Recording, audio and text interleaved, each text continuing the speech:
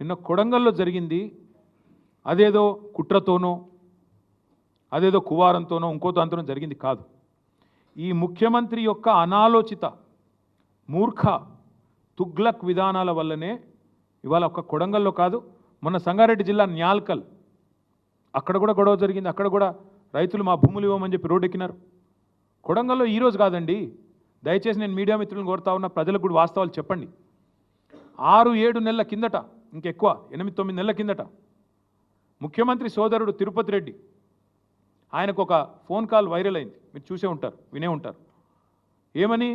ఒక రైతు ఫోన్ చేసి తిరుపతి రెడ్డి గారిని అడుగుతున్నాడు, మేము ఎందుకు ఇవ్వాలా మా భూములు, ఇవ్వకపోతే ఏం చేస్తుంది ప్రభుత్వం అని గట్టిగా అడిగితే, తన్ని తీసుకుంటాం ఆయన అన్నమాట, తన్ని తీసుకుంటాం నా కొడక అని మాట్లాడినాడు ఆయన. ఉంది, వైరల్ ఉంది, ఆ వీడియో ఆడియో తీయండి, తప్పకుండా వినండి. అంటే ఇది 6-7-8 నెలల నుంచి నడుస్తున్న కథ, రగులుతోంది కొడంగల్.